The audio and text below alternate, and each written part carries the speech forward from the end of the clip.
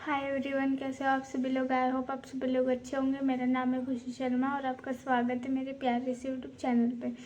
तो गाइस, आज हम देखने वाले हैं मैथ्स का पार्ट 1 का चैप्टर नंबर 2 क्वाड्रेटिक इक्वेशन। ठीक है, इसका हम देखने वाले हैं लास्ट प्रैक्टिस सेट 2.6 के क्वेश्चन नंबर 4 से हम स्टार्ट करेंगे। ठीक है, 1 से लेकर जो 3 क्वेश्चन तक के थे वो मैंने आपको इससे पहले वाले मतलब 7th लेक्चर में बताया है। ठीक है, तो आपने नहीं देखा तो वो लेक्चर पहले देख लेना, तो आपको वो क्वेश्चन भी समझ जाएंगे। ठीक है, तो आज के लेक्चर में हम 4 से लेके क्वेश्चन की शुरुआत करेंगे।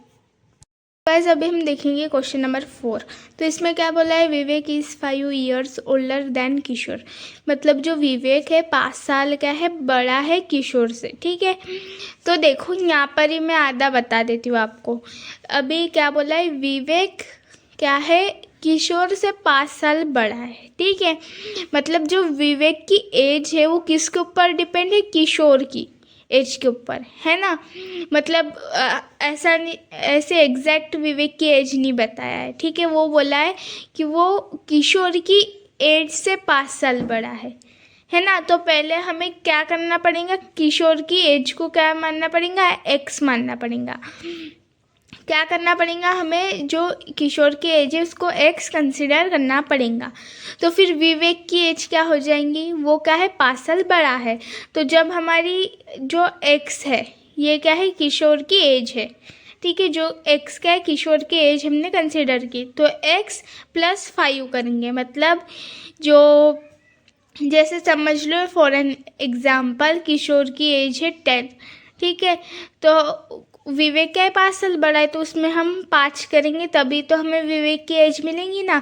तो इसलिए जो किशोर की एज है उसमें हम 5 क्या करेंगे, प्लस करेंगे। ठीक है, तो हमें क्या मिलने वाली है, विवेक की एज मिलेंगी। तो समझ गया, हमने किशोर को एक्स माना है और जो विवेक है उसको एक्स प्लस 5 ईयर्स माना है। ठीक है, अभी बोला है the sum of the multiplicative inverses of their ages is 1/6। ठीक है, अभी जो मल्टीप्लिकेटिव इन्वर्सेस है ये क्या होता है भाई, इसका मतलब होता है कि जो हमारा ओरिजिनल नंबर है, ओरिजिनल नंबर, ठीक है, हमारा ओरिजिनल नंबर क्या है, यहाँ पे ये x है और x प्लस 5 जो है ये दोनों हमारे ओरिजिनल नंबर है। ठीक है, तो क्या बोला है, द सम ऑफ, देखो द सम तो समझ में आया होगा। ठीक है, देयर एजेस भी आपको दिखा, मतलब आपको क्या करना है, उनके एजेस का सम करना है। लेकिन कैसे करना है, मल्टीप्लिकेटिव इन्वर्सेस। मतलब अब जो ऊपर है न्यूमरेटर है वहाँ पे क्या होता है गाइस, 1 होता है। क्या उसमें क्या रहेगा, 1 रहेगा और नीचे आपका ओरिजिनल नंबर रहेगा। ठीक है, तो उसको कहते हैं मल्टीप्लिकेटिव इन्वर्सेस। मतलब अभी यहाँ पे क्या होगा, 1/x होगा। देखो यहाँ पे दिखा है। ठीक है, 1/x मतलब मल्टीप्लिकेटिव इन्वर्सेस मतलब क्या होता है, फिर से देखो न्यूमरेटर में क्या रहता है, 1 रहता है। कभी भी ऐसा नहीं रहेगा कि मल्टीप्लिकेटिव इन्वर्सेस बोला है तो न्यूमरेटर में हमेशा 1 ही रहेगा, ओनली 1। 2 भी नहीं रहेगा, 3 भी नहीं रहेगा, 4 भी नहीं रहेगा, सिर्फ 1 आना चाहिए न्यूमरेटर में। और डिनोमिनेटर में जो हमारा ओरिजिनल नंबर है, जो भी हमें नंबर दिया हुआ है, जैसे यहाँ पे देयर एजेस बोला है, क्या बोला है, देयर एजेस मतलब उनकी एजेस लिखनी है हमें न्यूमरेटर में, सॉरी डिनोमिनेटर में। ठीक है, तो क्या है, किशोर की एज है x, तो हम डायरेक्टली x लिखेंगे क्या, उसको नहीं। क्या बोला है, यहाँ पे हमें मल्टीप्लिकेटिव इन्वर्स करना है उनके एज का, तो हम क्या लिखेंगे, 1/x लिखेंगे। समझ गया। तो देखो यहाँ पे the multiplicative inverses of their ages are 1/x, और जो विवेक है उसकी एज का क्या होगा, 1/x प्लस 5 होगा। समझ गया, ये हमने कर दिया मल्टीप्लिकेटिव इन्वर्सेस। अगर आपको कहीं भी ये दिखाना तो ऊपर अपॉन में आएगा।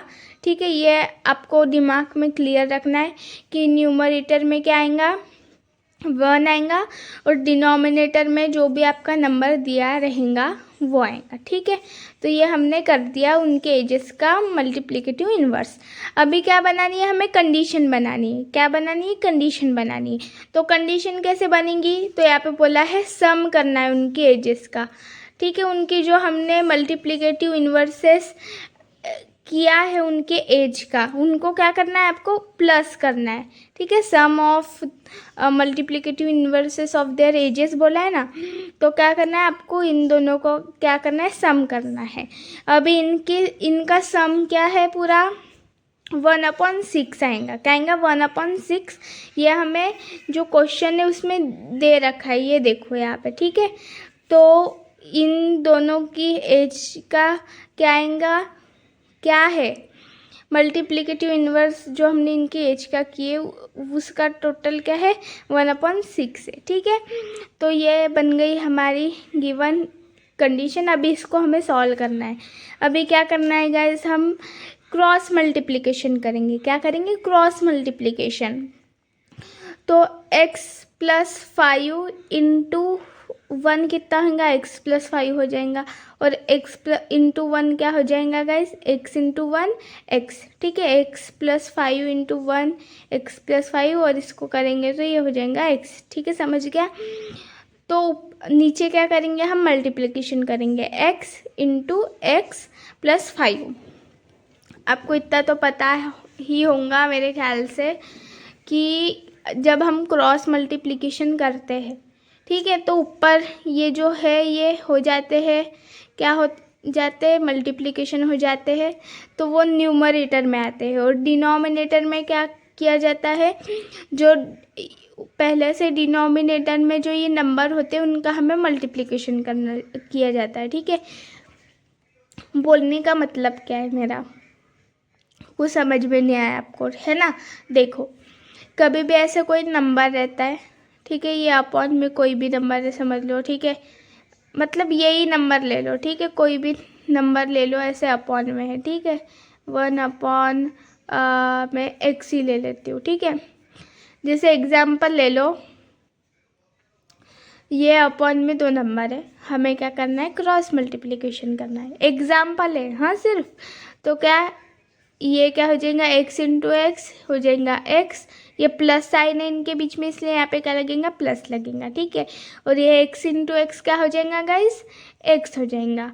तो फिर अपॉन देंगे हम, तो आपको क्या करना पड़ेगा, अभी तो हमने क्रॉस मल्टीप्लिकेशन किया।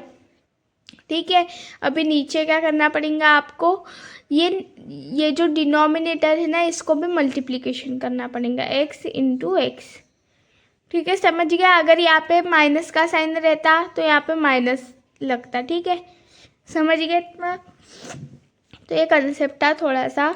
तो देखो, हमने ये क्रॉस मल्टीप्लिकेशन किया तो हमें मिला x+5 + x। ठीक है, और हमें इसको मल्टीप्लिकेशन करना है। ठीक है, तो equal to 1/6 as it is आएगा। ठीक है, अभी देखो x+x कितना हो जाएगा गाइस, 2x हो जाएगा। क्या हो जाएगा, 2x। जब आप x इंटू एक्स करोगे तो x² होएगा। हाँ, ये ध्यान रखो, जब x+x करेंगे हम तो आपको क्या मिलेगा, 2x मिलेगा, और ये जो +5 है वो एज इट इज़, और x इंटू एक्स कितना होगा, x² plus x into 5x equal to 1/6 as it is. समझ गया। यहाँ पे गड़बड़ी मत कर देना कि x+x x² मत लिख देना। ठीक है, x+x होता है 2x। ठीक है, ये ध्यान रखो, कितना होता है, 2x। ये हमने इसको मल्टीप्लिकेशन किया, ये 5 आ गया, और फिर इसको हमने प्लस किया। ठीक है, जल्दी जल्दी में कुछ भी निकल जाता है मुझसे। ठीक है, हमने इसको प्लस किया तो हमें 2x + 5 मिला, और इसको मल्टीप्लिकेशन करने के बाद x² + 5x मिलेगा।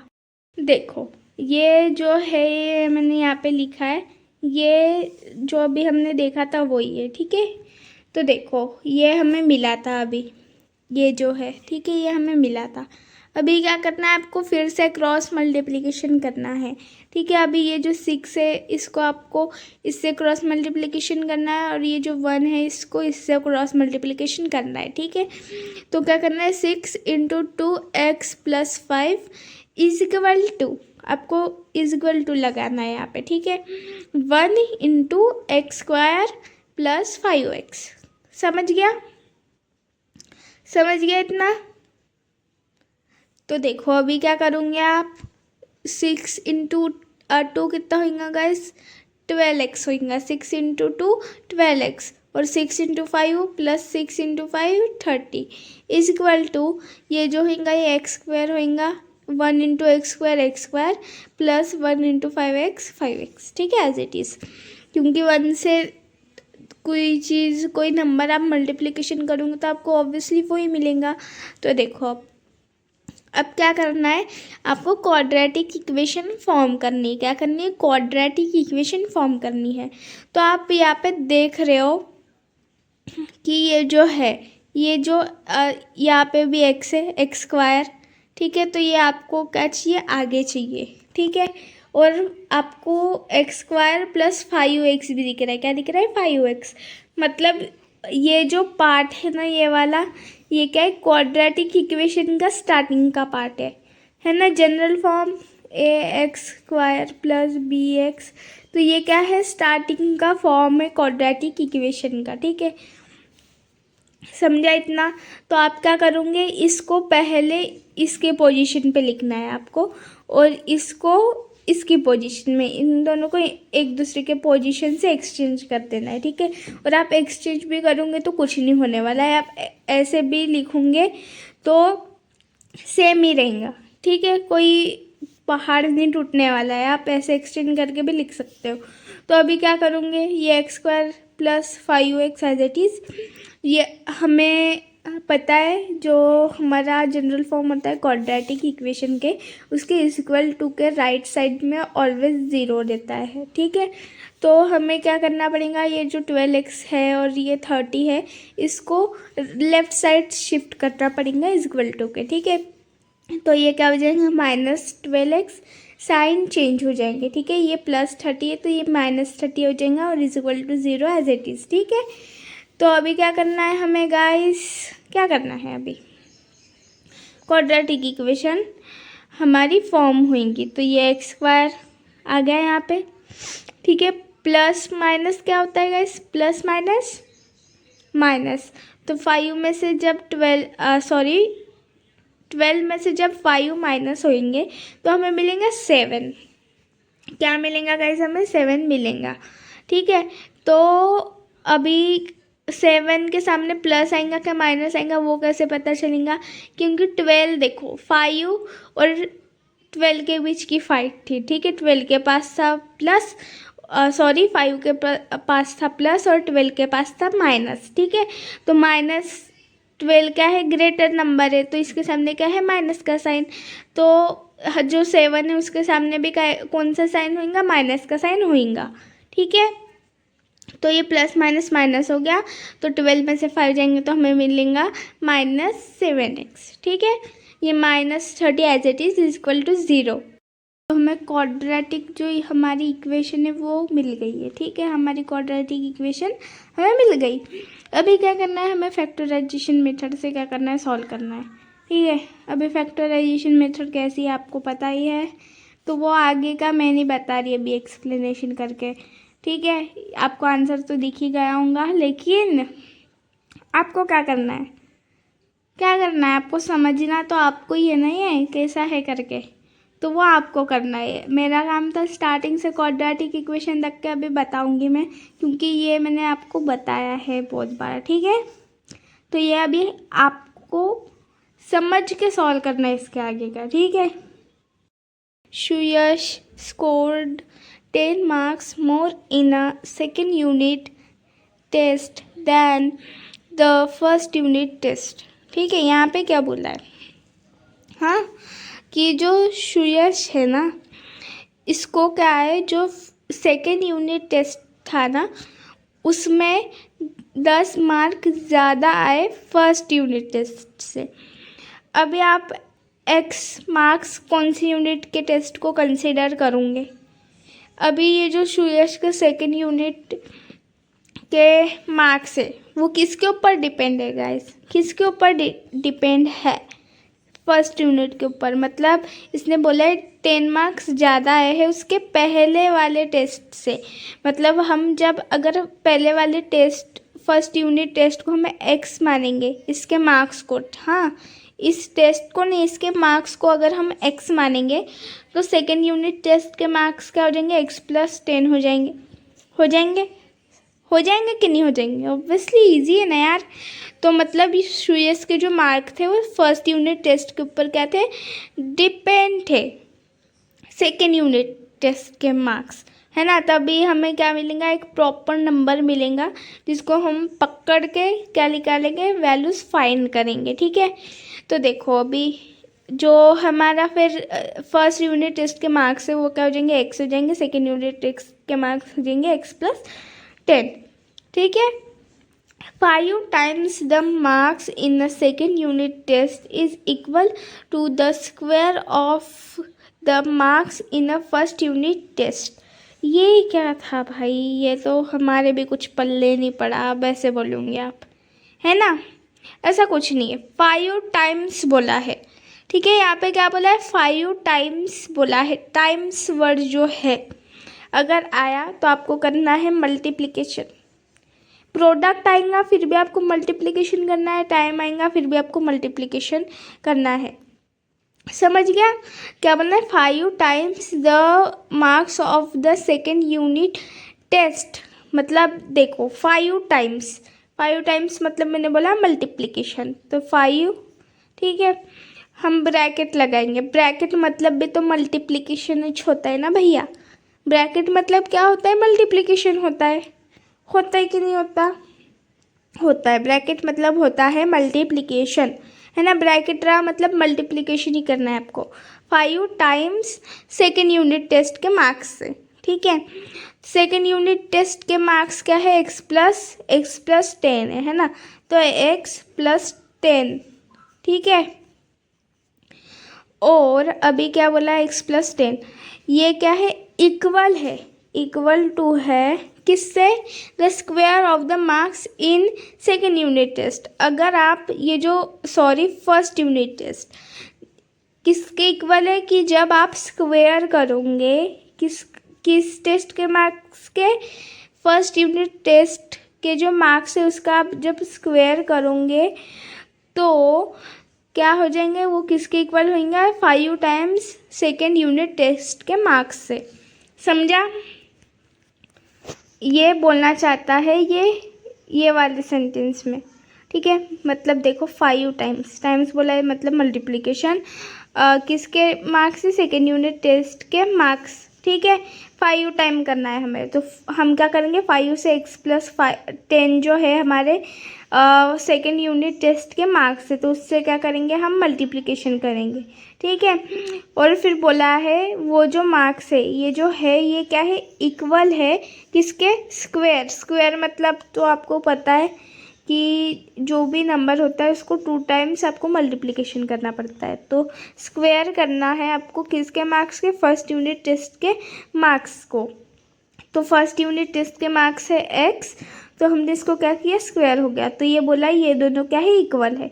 तो गाइज यही आपकी क्या रहेंगी, क्या रहने वाली है, ये आपकी कंडीशन रहने वाली है। अभी आगे का क्वेश्चन तो भाई आपको सॉल्व करना है क्योंकि बहुत इजी है, ठीक है। मैं थोड़ा सा बता रही हूँ बट मैं कैमरा नीचे मूव नहीं करूँगी क्योंकि आपको फिर आंसर दिख जाएगा ना, वो वाला आंसर नहीं दिखाऊंगी मैं अभी आपको।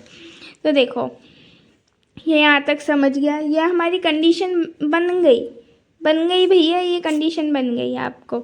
अभी क्या करना है, आपको इनको एक्सचेंज करना है, जैसे इस क्वेश्चन में किया था वैसे इन दोनों को भी आपको एक्सचेंज करना है। आपको जो x² है इसको इक्वल टू के लेफ्ट साइड लिख दो, इसको राइट साइड लिख दो, ठीक है। वैसे भी लिखोगे तो कुछ प्रॉब्लम नहीं होने वाली। और क्यों लिखना है वैसा, क्योंकि जनरल फॉर्म तो पता है ना भाई हमें क्वाड्रेटिक इक्वेशन का। जनरल फॉर्म में पहले क्या आता है, जो डिग्री जिसकी डिग्री 2 होती है वो वाला वेरिएबल आता है फर्स्ट पोजीशन पे, जैसे ये है, ठीक है। तो ऑब्वियसली हम इसको क्या लिखेंगे, लेफ़्ट साइड में लिखेंगे। तो फिर आप क्या करोगे, इसको लेफ़्ट साइड लेने के बाद करोगे आपको ये ब्रैकेट सॉल्व करना है। फिर आपको क्या मिलेंगे, क्वाड्रेटिक इक्वेशन मिल जाएंगे एक, तो फिर उसको फैक्टराइजेशन मेथड से सॉल्व करना है। 2x की वैल्यू मिलेंगी, उसमें से एक पॉजिटिव एक नेगेटिव रहेंगे, तो पॉजिटिव वाली आपके ऑब्वियसली सुयश के मार्क्स होंगे फर्स्ट यूनिट टेस्ट के। ठीक है गाइस, देखो 6th क्वेश्चन है अभी। मिस्टर कसम runs a small business of making earthen pot. मतलब जो कसम है इसने स्मॉल बिजनेस खोला, ठीक है। He makes certain number of pots on a daily basis, ठीक है। ये जो था कसम, ये कुछ पॉट बनाता था रोज़ के, ठीक है। कितने बनाता था वो अभी हमें बताया नहीं अभी तक, ठीक है। Production cost of each pot is ₹14, more than 10 times total numbers of pot he make in a one day. मतलब क्या, अभी तो पहले देखो, production cost of each pot is 40 more than 10 times total number of pot, ठीक है। देखो क्या बोला है, अभी जो इसके कॉस्ट की प्राइस है, ठीक है, ये जो कॉस्ट इसके जो ये पॉट है एक, उसकी प्राइस जो है वो किसके ऊपर डिपेंड है, एक डे के पॉट के ऊपर, ठीक है, कि एक दिन में ये कितने पॉट बनाता है इसके ऊपर डिपेंड है।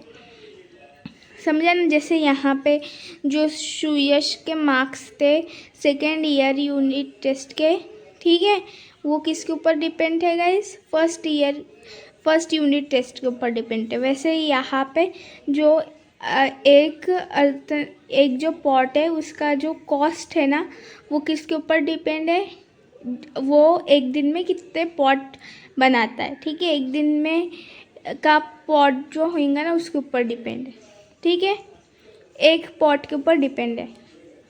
समझ गया। तो कैसे होगा, जैसे फिर हमें क्या कंसिडर करना पड़ेगा, कसम makes x earthen pot per day. मतलब वो एक दिन में कितने एक्स पॉट बनाता है। अब कितने बनाता है एक्स तो हमें फाइंड करना पड़ेगा, है ना। तो एक्स क्या हमने क्या कंसीडर किया, पॉट कंसीडर किया कि एक एक्स पॉट बनते हैं एक दिन में, ठीक है, ये हमने कंसीडर किया।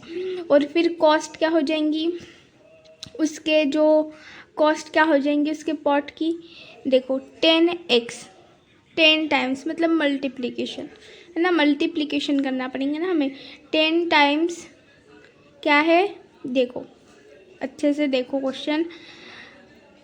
Production cost of each pot is 10 more than 10 times. 10 times है, किसका 10 टाइम्स है, कि वो एक दिन में कितने पॉट बनाता है। Make number of pot he makes in one day, मतलब वो एक दिन में कितने पॉट्स बनाता है उसका आपको क्या करना है, 10 टाइम्स करना है। मतलब क्या करना है, 10x 10 टाइम करना है, तो 10 लिखोगे किसका, कि एक दिन में कितने पॉट बनाता है, यहाँ पे लिखा है। तो एक दिन में कितने पॉट बनाता है, x पॉट बनाता है, ये हमने लेट लिया है x, है ना। तो यह हम क्या करेंगे, x करेंगे, मतलब यहाँ पे इन दोनों के बीच में तो मल्टीप्लिकेशन ही होना है ना।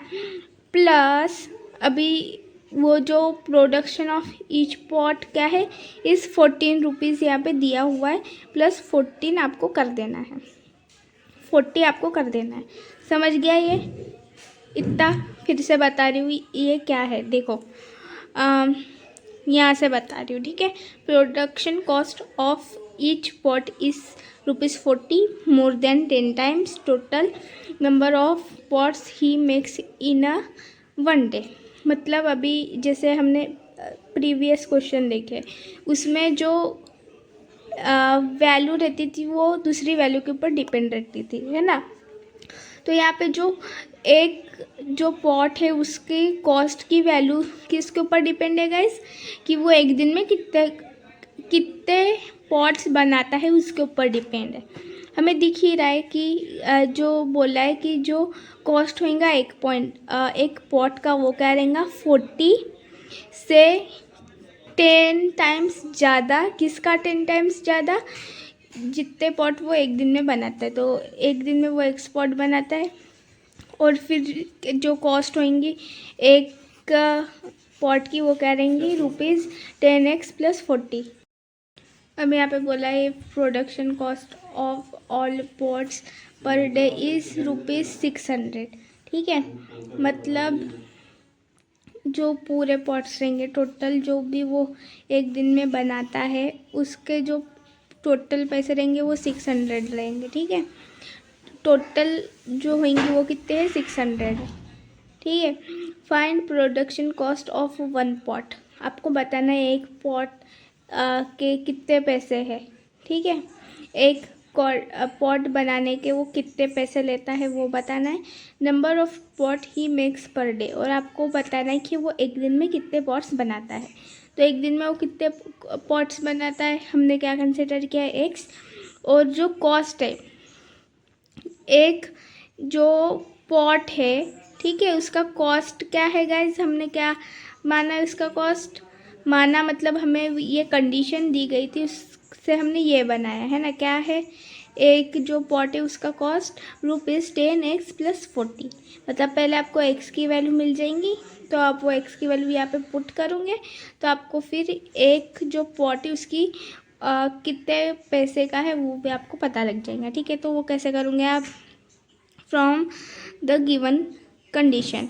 अभी क्या करना है आपको, ये जो x है ना इसको मल्टीप्लिकेशन करना है ये 10x + 40 से। ठीक है, तो हमने लिख दिया, और टोटल क्या है गाइज, टोटल हमें दी थी 600, मतलब जितने भी वो पॉट्स बनाता है ठीक है उसका कॉस्ट, वो पूरे कॉस्ट की टोटल क्या है पॉट्स की 600, मतलब छः पॉट बताएंगे। मैंने आंसर बता दिया, पर चलो देखते हैं हम कि कैसा आंसर आएगा। तो देखो 600 होंगी इसकी टोटल पूरी, समझ गए इतना। अभी क्या करना है, इसको सॉल्व करना है।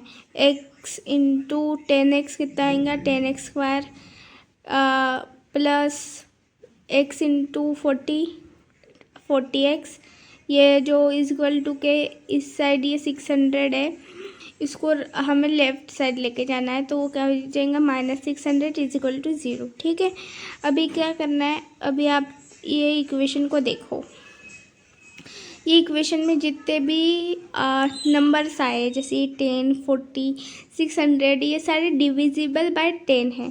10 के टेबल में आते हैं ये तीनों नंबर। ठीक है, तो हम क्या करेंगे, ये जो इक्वेशन है इसको 10 से डिवाइड करेंगे। तो 10 के टेबल में जो ये 10 है वो 10 × 1 = 10 होता है ना। तो यहाँ पे हम क्या लिखेंगे, डायरेक्ट x² लिखेंगे। हम 1 तो नहीं लिख सकते ना, हम डायरेक्ट x² लिखेंगे, x का मतलब भी तो 1 ही होता है। प्लस 10 के टेबल में 40 कितने जाता है 4 जा, तो 4x लिखेंगे। माइनस 10 के टेबल में 600 कितने जाता है 60 जा, तो यहाँ पे हम लिखेंगे 60 = 0। तो ये हमारी बन जाएंगी क्वाड्रेटिक इक्वेशन। अब इसको सॉल्व कैसे करना है हमें, ऑब्वियसली -60 × x² - 60 x²। ठीक है, इसको स्प्लिट करना है। दो नंबर बताओ जिसको जब हम क्या करेंगे इंटू करेंगे तो हमें -60 मिलेगा, और प्लस करेंगे तो हमें 4 मिलना चाहिए। तो वो होएगा 10 और 6, 10 × 6 = 60 होता है ना। अभी हमें चाहिए, और ये जो प्लस चाहिए हमें वो क्या में चाहिए, पॉजिटिव प्लस चाहिए है ना। तो फिर हम क्या करेंगे, 6 के सामने माइनस लगाएंगे। 6 के सामने क्यों लगाना है भाई माइनस, 10 के सामने क्यों नहीं लगा सकते, क्योंकि देखो जब हम इन दोनों को मल्टीप्लिकेशन करेंगे तो हमें -60 मिलेगा। ठीक है, और जब हम 10 - 16 देखो डायरेक्टली दिख रहा है, 10 - 16 करेंगे तो हमें 4 मिलेगा, क्योंकि ग्रेटर नंबर के सामने पॉजिटिव साइन है। तो ऑब्वियसली जो प्रोडक्ट हमें मिलेगा, ये जो हमें मिलने वाला है उसके सामने भी पॉजिटिव साइन रहेगा ऑब्वियसली प्लस का, तो इसलिए हम 6 के सामने माइनस का साइन लगाएंगे। ठीक है, तो फिर हमें जो ये दोनों डिजिट्स मिले हैं इसको, ये जो b नंबर का डिजिट है इसके जगह पे क्या करना है रखना है। ठीक है, तो ये x² as it is plus ये 10x माइनस ये 6x minus 60 as it is = 0 हमने लिख दिया। अभी आपको इनमें से क्या निकालना है, कॉमन निकालना है। तो इसमें से x क्या है कॉमन है।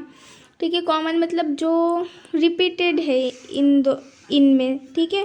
तो x कॉमन निकल गया और x प्लस 10 क्या किया हमने ब्रैकेट में रख दिया, ठीक है, कि ये कॉमन नहीं है भाई। ये माइनस लगा दिया यहाँ पे 6 कॉमन है इनमें, क्या कॉमन है 6, ठीक है। ये माइनस साइन था इसलिए लगा दिया, इसमें 6 कॉमन है क्योंकि 6 के टेबल में 16 आता है तो इसलिए 6 कॉमन निकल जाएंगे। 6 के टेबल में 6 खुद भी आता है और 60 भी आता है, तो 6 कॉमन निकल दिया। और ब्रैकेट के अंदर क्या लिखेंगे हम, ऑब्वियसली ये दोनों ब्रैकेट क्या होते हैं, सेम होते हैं, तो हम इस ब्रैकेट के भी अंदर सेम लिखेंगे x प्लस 10, ठीक है। अभी देखो अगर हमें समझना है कि हमने ये सही लिखा है कि गलत लिखा है तो कैसे समझेंगे हम, कि देखो जब हम इस ब्रैकेट को सॉल्व करेंगे, ठीक है, क्या करेंगे इस ब्रैकेट को सॉल्व करेंगे तो हम ऑब्वियसली -6 से इस ब्रैकेट को मल्टीप्लिकेशन करेंगे, है ना। तो -6 इंटू एक्स -6 और -6 इंटू 10 -60 होएगा, मतलब बिल्कुल आपको एग्जैक्ट ये ही सेम मिलने वाला है। तो इसका मतलब आपका आंसर जो है वो करेक्ट है, वो ऐसे आप समझ जाओगे। इक्वल टू 0 लिख देना। अभी क्या करना है आपको, एक बार ये ब्रैकेट लिखना है और एक ब्रैकेट में क्या लिखना है, जो अपने कॉमन निकाले हैं वो कॉमन क्या निकाला है, इसमें से x और इसमें से -6, तो ये हमने लिख दिया equal to 0 as it is. अभी क्या करना है आपको, ये ब्रैकेट अलग लिखना है, ये ब्रैकेट अलग लिखना है और दोनों को 0 दे देना है सेपरेट सेपरेट अपना अपना, ठीक है। तो फिर x की वैल्यू यहाँ पे हो जाएंगी -10 कैसे हमें चाहिए x की वैल्यू, तो ये ऑब्वियसली लेफ्ट साइड में रहेगा। तो ये जो 10 है जब इसको हम राइट साइड में लेके जाएंगे तो ये क्या हो जाएगा -10 हो जाएंगे, इसकी साइन चेंज हो जाएंगी, ठीक है। और जब हम ये -6 को इस साइड लेके जाएंगे तो इसकी भी साइन चेंज हो जाएंगी, इसलिए 6 हो जाएगा, ठीक है। तो अभी जो x की वैल्यू है वो हम माइनस में नहीं ले सकते, ठीक है। हम ऐसे थोड़ी ना बोलेंगे कि भाई हमने एक दिन में हमने -10 पॉट बनाए करके, ऐसे थोड़ी ना बोलेंगे ना भाई, हम ऐसे थोड़ी ना बोलेंगे। हम डायरेक्ट ऐसे बोलेंगे हमने एक दिन में 6 पॉट बनाए, है क्या नहीं। ये माइनस चलेगा ही नहीं यहाँ पे, तो ये -10 क्या है, एक्सेप्टेबल नहीं है, नेगेटिव में वैल्यू नहीं चाहिए हमें, तो x की वैल्यू क्या हो जाएंगी 6 हो जाएंगी, ठीक है। और अभी देखो हमें जो क्या है फाइंड 1 पॉट, वो दिन में कितने पॉट बनाता है, ठीक है, उसकी वैल्यू तो मिल गई 6, मतलब वो दिन में 6 पॉट बनाता है करके, ठीक है। कितने पॉट बनाता है दिन में, 6 पॉट बनाता है, ठीक है। और अभी हमें निकालनी कि वो एक पॉट का कॉस्ट क्या है उसके, ठीक है, मतलब एक पॉट का वो कितना पैसा लेता है करके। एक दिन में 6 पॉट तो बनाता है वो, समझ गया, हाँ वैल्यू मिल गई हमें x की, ठीक है, इसकी। बट वो एक पॉट का कितना चार्ज करता है, कितने पैसे लेता है, उसकी वैल्यू आप निकालोगे। अब कैसे निकालोगे मैं वो बता दे रही हूँ। ये जो x की वैल्यू है वो आपको इसमें पुट करनी है, ठीक है। ये जो x दिख रहा है ना यहाँ पे, ये 10 है, यहाँ पे 6 + 4, इसको पूरा आप मल्टीप्लिकेशन प्लस करोगे, जो भी आपको वैल्यू मिलेंगी तो वो ही रहेगा आपका, कि वो ही देगा प्राइस एक पॉट का, ठीक है। तो आपको आंसर मिल जाएगा, आपको x की भी वैल्यू मिल जाएंगी और इसकी भी वैल्यू मिल जाएंगी कि एक पॉट की कितनी प्राइस है। तो गाइज आई होप आपको ये क्वेश्चन समझ में आया होगा। तो गाइज क्वेश्चन नंबर 7, ठीक है, इसमें क्या बोला है, Prateek travels by boat 36 kilometre down stream and back in 8 hours. मतलब क्या, कुछ भेजे में नहीं घुसा। देखो प्रतीक है, एक लड़का है, हमें तो पता ही नहीं था लड़का है करके। तो देखो Prateek travels by boat 36 kilometre down stream. देखो अभी ये क्या है, बोट, मतलब ये वाटर में है ना, तो ये समझ लो ये वाटर है, तो ये है स्टिल, मतलब पानी खड़ा है सिर्फ, ना इधर जा रहा है ना इधर जा रहा है, ठीक है। तो ये क्या हो गई, ये पानी क्या जा रहा है इसमें, इधर साइड जा रहा है, ठीक है, इधर साइड फ्लो कर रहा है, और जो बोट है उसकी ये भी इधर साइड ही फ्लो कर रही है, तो मतलब क्या जा रही है, डाउन स्ट्रीम कहेंगे, मतलब जिधर साइड पानी जा रहा है उधर साइड ही उसकी बोट जा रही है, मतलब उसकी बोट क्या डाउन स्ट्रीम में जा रही है, ठीक है। फिर डाउन स्ट्रीम हो गया, और एक स्ट्रीम होती है। कौन सी स्ट्रीम होती है गाइज? वो आप बताऊंगे, ठीक है, अपस्ट्रीम। ठीक है, तो जब उसकी बोट डाउन स्ट्रीम से वापस आएंगी इधर साइड, तो उसको कहेंगे अपस्ट्रीम। ठीक है, तो इसे कहेंगे अपस्ट्रीम। समझ गया? ये स्टिल वाटर है, स्टिल वाटर, ये डाउन स्ट्रीम है, ये अपस्ट्रीम है। ठीक है, तो समझ गया? तो क्या हो रहा है इसमें? प्रतीक जो है वो बोट से ट्रैवल कर रहा है 36 किलोमीटर डाउन स्ट्रीम। मतलब प्रतीक डाउन स्ट्रीम मतलब इधर क्या कर रहा है, इस वाटर में बोट जो है उससे ट्रैवल कर रहा है। कहाँ? कितने किलोमीटर तक? 36 किलोमीटर तक। ठीक है, और फिर क्या, वो वापिस आता है इधर। ठीक है, इधर ये डाउन स्ट्रीम चला जाता है, जहाँ तक के जाना है इसको, फिर वहाँ से वो वापस आता है, मतलब अप स्ट्रीम आएगा। मतलब अभी डाउन स्ट्रीम इधर साइड गया था वो, फिर वापस आएगा तो वो अप स्ट्रीम आएगा ना, इधर के साइड आएगा ना वापस, ऐसा ही आएगा ना वापस, तो वो क्या आएगा? अप स्ट्रीम आएगा। ठीक है, तो इसको डाउन स्ट्रीम जाने के लिए, अप स्ट्रीम जाने के लिए, ठीक है, ये दोनों के लिए 8 घंटे लगते। ठीक है, टोटल 8 घंटे लगते। समझा? प्रतीक है, ठीक है, वो क्या करता है? डाउन स्ट्रीम मतलब इधर के साइड 30 किलोमीटर्स जाता है। ठीक है, तो फिर 30 किलोमीटर्स तक जाने के बाद वो वापस आएगा ऑब्वियसली। ठीक है, तो वो अपस्ट्रीम करेगा, तो फिर वो अपस्ट्रीम से आता है वापस, जहाँ पे वो स्टार्ट हुआ था डाउन स्ट्रीम में, वहाँ पे आके रुकता है। तो ये पूरा ट्रैवल करने के लिए उसको लगते हैं 8 घंटे। ठीक है, ये बोला है यहाँ पे। If the speed of both in still water is 12 kilometre per hour, मतलब जो स्पीड है बोट की, ठीक है, जो बोट की स्पीड है ना, वो ये स्टिल वाटर में, मतलब ये ठहरे हुए पानी में, मतलब ना वो डाउन स्ट्रीम में जा रहा है पानी, ना अप स्ट्रीम में जा रहा है। ठीक है, ठहरे हुए वाटर में जो स्पीड है बोट की वो कितनी रहेंगी? 12 किलोमीटर पर आवर। ठीक है, तो यहाँ पे बोला है find the speed of a water. ठीक है, करंट वाटर, मतलब अभी आपको जो स्पीड है वाटर की वो बतानी है। ठीक है, आपको क्या बतानी है? स्पीड बतानी है करंट वाटर की, मतलब अभी करंट मतलब अभी वाटर की स्पीड क्या होंगी वो आपको बताना है। ठीक है, तो देखो जो स्टिल वाटर है, स्टिल वाटर, तो उसमें क्या है, ये स्पीड क्या है बोट की? 12 किलोमीटर पर आवर, तो वो लिख दो, गिवन है करके। और आपको क्या करना है? आपको क्या फाइंड करना है?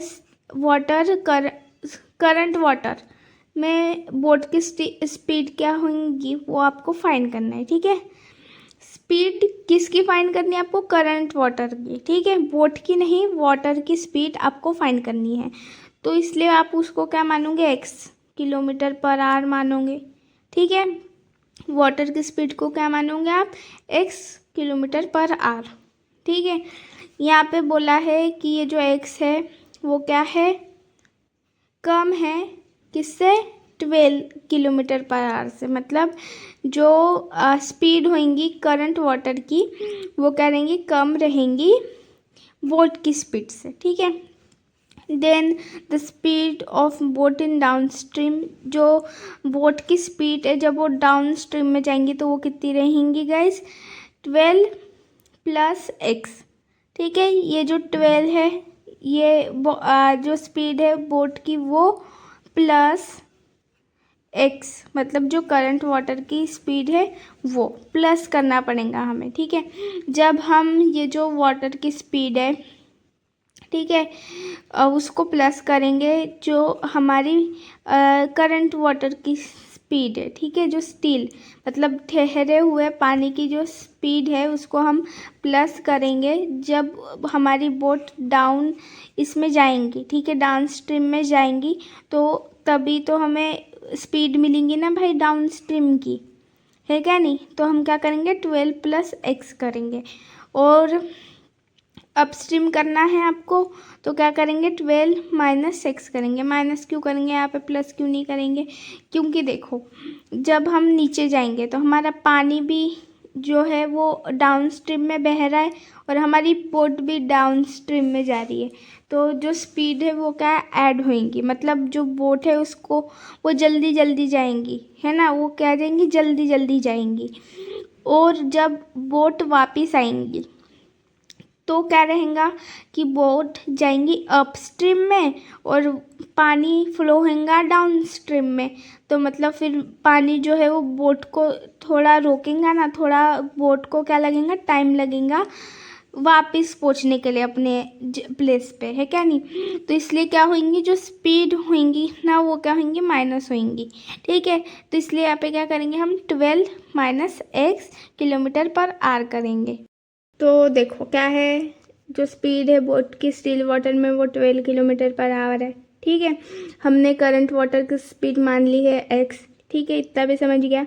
जो जब बोट डाउन स्ट्रीम में जाएंगे तो उसकी स्पीड होंगी 12 plus x kilometre per hour, मतलब 12 किसकी स्पीड है, स्पीड ऑफ बोट है, मतलब जो बोट है वो स्टिल वाटर में, मतलब पानी सिर्फ खड़ा है। ठीक है, ना डाउन जा रहा है ना पर स्टीम जा रहा है। ठीक है, तो उसमें उसकी स्पीड क्या रहेंगी, 12 रहेंगी। ठीक है, तो उसको किससे प्लस करना पड़ेगा हमें, एक्स से, जो करंट स्पीड है वाटर की उससे, तो हमें मिल जाएंगे हमारी बोट के डाउन स्ट्रीम। ठीक है, और जब हम अपस्ट्रीम निकालना है हमें, तो जो स्टिल वाटर है, ठीक है, मतलब 12, तो उससे हम जब x को माइनस करेंगे, ठीक है, माइनस क्योंकि ऑब्वियसली हमें ज़्यादा टाइम लगेगा, स्पीड क्या होंगी, माइनस होंगी। ठीक है ना, जो हमारा करंट वाटर है मतलब x उससे माइनस होंगी। तो यह आई होप आपको समझ में आया होगा क्यों माइनस होंगी। ठीक है, फ्रॉम द गिवन कंडीशन अभी हमें कंडीशन बनानी है। तो देखो यहाँ पे 36 है, अभी आपको डाउन स्ट्रीम में जाने के लिए 36 ये लगे हैं किलोमीटर्स, है ना, 36 किलोमीटर्स आप डाउन स्ट्रीम तक गए हो बोट से, तो इसलिए 36 किलोमीटर मतलब 36 लिखोगे ऊपर, नीचे क्या लिखोगे आप, ऑब्वियसली क्या लिखोगे आप नीचे, ये जो आपने लिखा है स्पीड ऑफ डाउन स्ट्रीम, ठीक है, बोट की, वो लिखूंगे आप इसके नीचे। ठीक है, आपको एक फॉर्मूला याद होगा, साइंस में आपने पढ़ा होगा कि speed is equal to distance into time. तो फिर टाइम इज इक्वल टू क्या होगा गाइस, टाइम का फॉर्मूला क्या होगा, डिस्टेंस अपॉन स्पीड, है ना, स्पीड। ठीक है, तो टाइम का फॉर्मूला क्या होगा, डिस्टेंस अपॉन स्पीड, और स्पीड का फॉर्मूला क्या होगा, डिस्टेंस इनटू टाइम। तो देखो अभी यहाँ पे देखो ये जो कंडीशन है ये ऊपर 36 क्यों आया, फिर ऊपर ये भी तो आ सकता था ना 12 प्लस x की भी तो आ सकता था ऊपर, लेकिन वो क्यों नहीं आया ऊपर। हमें क्या निकल, टाइम के अकॉर्डिंग देखेंगे हम। ठीक है, तो डिस्टेंस क्या है गाइस, ऊपर है, क्या है, डिस्टेंस के फॉर्मूले में डिस्टेंस अपॉन टाइम स्पीड होता है। ठीक है, डिस्टेंस अपॉन स्पीड, तो डिस्टेंस कितना था, 36 किलोमीटर, है ना, इतने डिस्टेंस पे तो जाना था ना उसको, वापस आएगा भी इतने डिस्टेंस पे वो, है ना। तो देखो 36 का डिस्टेंस है और स्पीड क्या है बोट की, पहले हम डाउन स्ट्रीम की लिखेंगे। ठीक है, अप स्ट्रीम की भी लिख सकते हो। ठीक है, तो हम क्या लिखेंगे, पहले डाउन स्ट्रीम की लिखेंगे, पहले वो नीचे गया ना, फिर ये तो ऊपर आया वो, इसलिए पहले डाउन स्ट्रीम। तो हमने लिख दी डाउन स्ट्रीम की स्पीड बोट की। ठीक है, और प्लस अभी 36 किलोमीटर उसको अप स्ट्रीम में थे। ठीक है, अप स्ट्रीम भी तो मतलब 36 किलोमीटर उसको डाउन स्ट्रीम जाना था, तो अप स्ट्रीम वापस भी तो 36 किलोमीटर ही पे ही आएगा ना वो, तो क्या होगा, यहाँ पे भी हम 36 किलोमीटर रखेंगे। ठीक है, सेम डिस्टेंस। ठीक है, अभी हम बोलेंगे कि ये मैं हूँ, ठीक है, ये मैं हूँ। ठीक है, ये मेरा स्कूल है, ये मेरा है स्कूल। ठीक है, तो इस यहाँ तक के मैं जाऊँगी तो मेरा स्कूल है 2 किलोमीटर में, ठीक है, सिर्फ 2 किलोमीटर पे समझ लो, ठीक है। तो फिर वापस आने को क्या मुझे 3 किलोमीटर लगेंगे क्या? अगर मैं इधर उधर नहीं गई, डायरेक्ट स्कूल से वापस घर आऊँगी तो मुझे 3 किलोमीटर थोड़ी ना लगेंगे, मुझे सेम 2 किलोमीटर लगेंगे, है क्या नहीं? सेम समय लगेगा कि नहीं लगेगा? लगेगा ऑब्वियसली। तो ऑब्वियसली यहाँ से क्या होगा, ये 36 होगा। समय नहीं बोलेंगे फिर भी, तो जब मैं जाऊँगी तभी भी स्कूल 2 किलोमीटर पर दूरी रहेगा मेरे घर से, और मैं वापस आऊँगी फिर भी स्कूल क्या रहेगा, 2 किलोमीटर दूरी रहेगा ना मेरे घर से। तो वैसा है ये, ठीक है। टाइम का कुछ ये नहीं है, तो ये हमने लिख दिया, ठीक है। Is equal to 8। 8 क्यों? क्योंकि उसको 8 पूरा टाइम कितना लगा, 8 घंटा लगा, उसको 8 घंटा लगा क्या नहीं, इसलिए यहाँ पे लिखा 8, ठीक है। मतलब उसको डाउन स्ट्रीम और अप स्ट्रीम दोनों करने के लिए 8 घंटा लगा है, ठीक है, समझ गया। तो ये देखो, ये टाइम होगा, ये इज इक्वल टू ये डिस्टेंस हो गए अपॉन टाइम, समझ गया ये, सॉरी डिस्टेंस अपॉन स्पीड, 10 बार मुँह में टाइम आ रहा है, ठीक है। तो ये डिस्टेंस अपॉन स्पीड हो गया इस फॉर्मूले के अकॉर्डिंग। हाँ, ये फॉर्मूला याद रखना है। अभी फिर से आपको क्रॉस मल्टीप्लिकेशन करना है, इसको इसके साथ क्रॉस करो, इसको इसके साथ क्रॉस करो, ठीक है। तो क्रॉस मल्टीप्लिकेशन करना है, is equal to 8 into 12 plus x और 12 माइनस एक्स, ठीक है। अब ये कैसा हुआ, क्रॉस मल्टीप्लिकेशन कर दो, ठीक है। ये 36 को आप इससे मल्टीप्लिकेशन करोगे और 36 को इससे, ठीक है। मतलब 36 दोनों को आप मल्टीप्लिकेशन करोगे, दोनों में 36 है, इसलिए इसको कॉमन ले लिया यहाँ पे। और 12 माइनस एक्स, यहाँ पे प्लस का साइन था इसलिए वो, और 12 प्लस एक्स ब्रैकेट में लिख दिया, ठीक है। अभी आप इसको ऐसे से मल्टीप्लिकेशन करोगे वैसे भी, है क्या नहीं। और इज इक्वल टू, देखो मैंने क्या बताया था, इसके अपॉन में फिर क्या करना पड़ता है, इसको जब आप क्रॉस मल्टीप्लिकेशन करोगे तो अपॉन में आपको लिखना पड़ता है, इनको भी मल्टीप्लिकेशन करना पड़ता है आपको आपस में, ठीक है। ये क्रॉस मल्टीप्लिकेशन हो गया। फिर डिनोमिनेटर और डिनोमिनेटर को आपस में आप क्या करोगे, मल्टीप्लिकेशन करोगे, ठीक है। तो वो कैसे बन जाएगा, ये इस टाइप का फॉर्मेट बन जाएगा। मतलब ब्रैकेट में आप लिखोगे 12 plus x into 12 minus x, ये आपका नीचे डिनोमिनेटर में आएगा इसके, है ना। तो क्या कर दिया, वो यहाँ पे आ रहा है डिनोमिनेटर में, तो वो कहाँ पे आ रहा है, डिवाइड में आ रहा है, कहीं में आ रहा है, डिवाइड में। तो मैंने क्या किया, मतलब यहाँ पे क्या किया है, वो जो डिनोमिनेटर था ना उसको इधर भेज दिया, इज इक्वल टू के राइट साइड भेज दिया, ठीक है। तो वो यहाँ पे था डिवीज़न में, तो डिवीज़न में था तो मैंने अभी इक्वल टू के दूसरे साइड मतलब राइट साइड भेज दिया उसको, तो वो मल्टीप्लिकेशन में चला गया 8 के साथ, ठीक है, समझ गया। तो क्या हुआ, वो मल्टीप्लिकेशन में चला गया 8 के साथ। मैंने बोला था अगर कोई डिवाइड में अगर ऐसे कोई नंबर है, ठीक है, तो मैं अगर इस डिवाइड वाले नंबर को मुझे इधर भेजना है राइट साइड में, तो ये ऐसा नहीं आएगा, डिवाइड में नहीं आएगा, ये मल्टीप्लिकेशन में चले जाएगा ऐसे, समझ गया। तो वैसे ही हुआ है कि यहाँ पे डायरेक्ट स्टेप बताया, यहाँ पे क्या बताया, डायरेक्ट क्रॉस मल्टीप्लिकेशन बताया है, और अपॉन में इन दोनों को, ये दोनों डिनोमिनेटर है इसका आपस में मल्टीप्लिकेशन दिखाया ही नहीं, ठीक है। डायरेक्ट इसको इधर भेज दिया। लेकिन मैंने बताया ना कि आप कैसे करोगे, इन दोनों का मल्टीप्लिकेशन दिखाओगे, पहले नीचे ब्रैकेट में लिख दोगे दोनों को, ठीक है, मल्टीप्लिकेशन दिखाओगे इनके बीच में, और इनके बीच में कोई प्लस माइनस कुछ नहीं देना है क्योंकि मल्टीप्लिकेशन करना है ना हमें, तो डायरेक्ट ऐसे लिखोगे आप, ठीक है।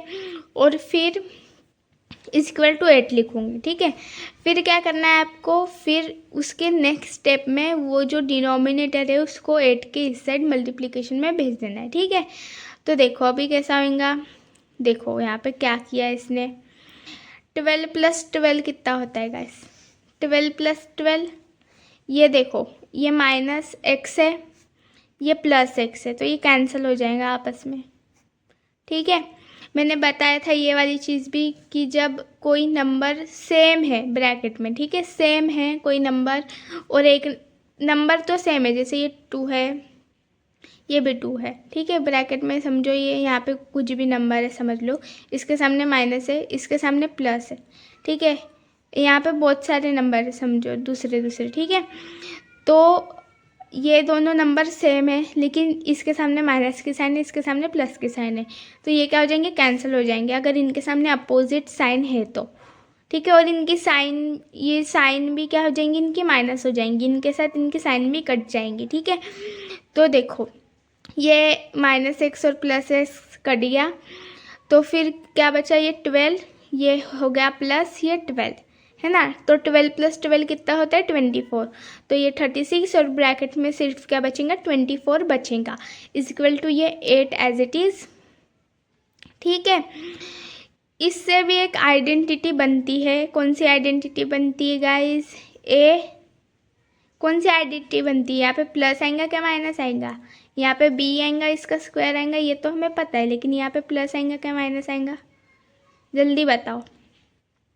माइनस आएगा, माइनस क्यों, क्योंकि यहाँ पर ये तो दिखा रहा है, और आइडेंटिटी ये वाली मैंने आपको पहले भी बताई है।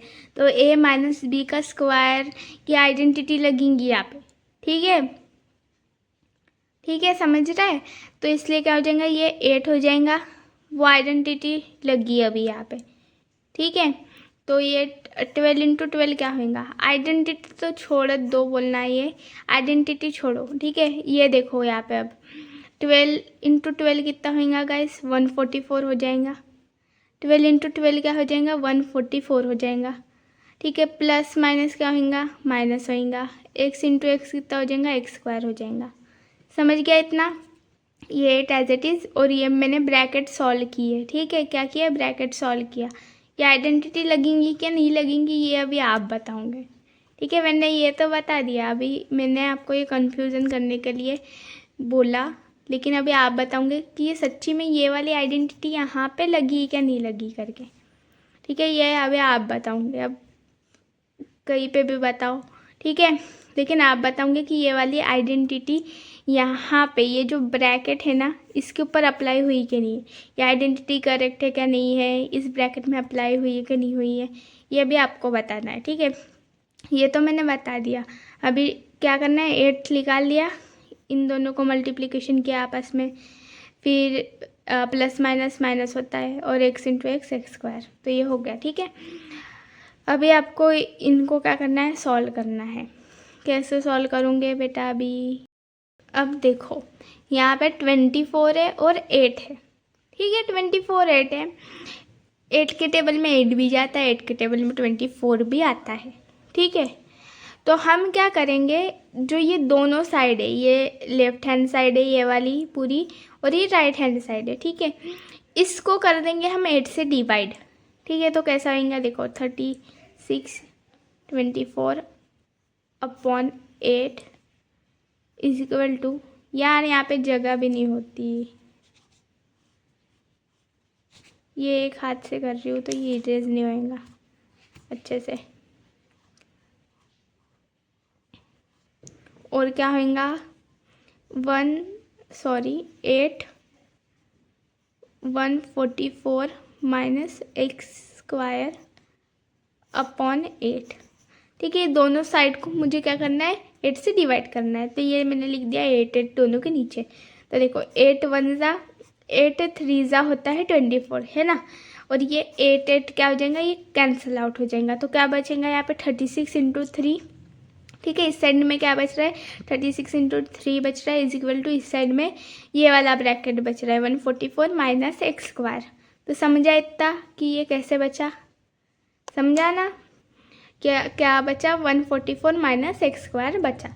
अभी इसके आगे आपको सॉल्व करना है ये, अभी इसके आगे क्वाड्रेटिक इक्वेशन बन जाएंगी, आपको x² मिल गया है, ठीक है, आपको बस इसको मल्टीप्लिकेशन करना है, ठीक है, और फिर पोजीशन पे लाना है, फिर इसके आगे अभी आपको सॉल्व करना है ये। और अगर ये क्वेश्चन नहीं समझा अगर आपको, तो कमेंट्स करना इंस्टाग्राम पे, क्योंकि यूट्यूब के कमेंट्स सेक्शन खुल नहीं रहा है वो, तो आप इंस्टाग्राम पे कमेंट्स कर देना, ठीक है, कि ये वाला क्वेश्चन नहीं समझा, तो मैं फिर से इस पर रील बनाऊंगी सेपरेट। रील नहीं गाइस, वीडियो बनाऊंगी। क्या बनाऊंगी? वीडियो। रील की आदत हो गई है बोलने की, है क्या नहीं? वीडियो बनाएंगे हम, ठीक है। इस क्वेश्चन के ऊपर अगर सेपरेट, अगर आपको ये नहीं समझेगा आप कमेंट्स में बता देना, ठीक है मुझे। तो देखो इसके आगे कैसे सॉल्व करूँगे आप, इन दोनों को मल्टीप्लिकेशन कर लेना, फिर एक्स स्क्वायर जो है इसको आप कौन सी साइड लोगे? इस साइड लूँगी, लेफ्ट साइड में ले लेना, ठीक है, क्योंकि आपको एक्स की वैल्यू फाइंड करनी है ना। तो आप ये जो एक्स स्क्वायर इसको कौन सी साइड ले लेना? जो लेफ्ट साइड है उस ले लेना, उस साइड ले लेना। तो इसकी माइनस की साइन भी कैंसिल हो जाएंगे, है ना, क्योंकि ये राइट साइड में इसके माइनस एक्स स्क्वायर है, तो आप इसको लेफ्ट साइड में लोगे तो एक्स स्क्वायर मतलब साइन चेंज हो जाएंगी, है ना। तो फिर कैसा होगा, इसको इस साइड में ले लेना और यहाँ पे जो आपको मिलेगा इसको मल्टीप्लिकेशन करके वो वाले नंबर को इस साइड लेना है आपको, ठीक है। एक्सचेंज मतलब एक्स माइनस एक्स स्क्वायर को इस साइड लेना और जो इधर आपको मल्टीप्लिकेशन करके मिलेगा उसको राइट साइड ले लेना, ठीक है। ठीक है, इतना समझ गया। और फिर साइन का पूरा ध्यान रखना है। यहाँ पे तो मैंने बता दिया एक्स स्क्वायर होएगा करके, ठीक है। यहाँ का जो नंबर इस साइड जाएगा तो उसका भी साइन चेंज होएगा, ठीक है। तो आपको साइन का ध्यान रखना है, माइनस होएगा, ठीक है। ये जो नंबर इधर आपको मिलेगा वो जब इधर लेके जाओगे तो वो माइनस में आएगा, ठीक है ना गाइस। तो फिर आपको सिर्फ माइनस करना है इस नंबर को और टेकिंग स्क्वायर रूट करना है एक बार। टेकिंग स्क्वायर रूट नहीं, हाँ टेकिंग स्क्वायर रूट ही करना है, क्योंकि यहाँ पे क्या है, एक्स स्क्वायर है तो हमें एक्स की वैल्यू चाहिए ना, स्क्वायर तो हमें चाहिए ही नहीं। तो आप टेकिंग स्क्वायर रूट करोगे, ठीक है, तो फिर आपको आंसर मिल जाएगा। तो क्वेश्चन बहुत इजी है, ये कुछ डिफ़िकल्टीज वाली बात नहीं है, ठीक है। इसमें क्वेश्चन नंबर 8 देखेंगे, ठीक है। Pintu takes 6 days more to complete a certain work than Nishu, ठीक है। क्या बोला है अभी, Pintu takes 6 day more to complete a certain work, मतलब एक काम है कोई, ठीक है। तो पिंटू क्या करता है, 6 दिन ज़्यादा लगाता है उस काम को करने के लिए देन निशु, मतलब निशु से ज़्यादा 6 दिन लगाता है वो, ठीक है। 6 दिन ज़्यादा लगाता है निशु से, मतलब निशु वो काम जल्दी कर लेती है और पिंटू थोड़ा धीरे धीरे, उसको ज़्यादा देर लगते थे, ठीक है। तो ये बोला है यहाँ पे।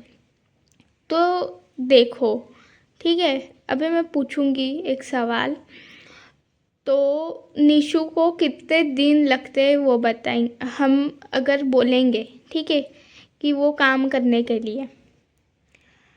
हाँ, निशु को कितने दिन लगते हैं वो काम करने के लिए, तो हम उसको क्या कंसीडर करेंगे, एक्स कंसीडर करेंगे। क्यों एक्स कंसीडर करेंगे, पिंटू को काम करने के लिए एक्स दिन लगते, ये क्यों नहीं कंसीडर कर रहे भैया हम, वो आप बताओगे अभी मेरे को।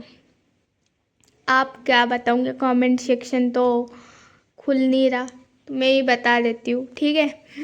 देखो पिंटू को क्यों लगे हम निशु को क्यों एक्स कंसीडर कर रहे हैं, निशु क्यों एक्स दिन में काम कंप्लीट कर देंगी, क्योंकि ये जो पिंटू का काम करने का वर्क है ना, मतलब 6 दिन तो ज़्यादा लगाता है वो तो पता है, लेकिन वो निशु के ऊपर डिपेंड है ना। देन निशु मतलब जो निशु, समझो निशु को लग गए एक्स दिन वो काम करने के लिए, ठीक है। तो पिंटू क्या करेंगे, उससे 6 दिन ज़्यादा लगाएंगा, तो जब हम निशु को जितने दिन लगे उसमें हम 6 दिन ऐड कर देंगे तो वो हो जाएंगे पिंटू के दिन हो जाएंगे जो उसने कंप्लीट करने में लगाया है वो काम, है क्या नहीं। इसलिए क्या कर रहे हैं हम, जो पिंटू का जो काम करने का दिन है, डेज है, वो निशु के ऊपर डिपेंड है। मतलब हमें निशु का मिल गया तो पिंटू का भी मिल जाएगा, ये पिंटू का है ना। तो इसलिए हमने क्या किया, निशु जो है वो उसको क्या लेट लिया कि निशु अपना काम एक्स दिन में कंप्लीट करती है और जो पिंटू है वो अपना काम x+6 days में कंप्लीट करता है, क्योंकि ये है निशु का काम और पिंटू को 6 दिन ज़्यादा लगते हैं। तो जब हम निशु का काम प्लस 6 दिन करेंगे तो हमें पिंटू का वर्क मिल जाएगा, ठीक है।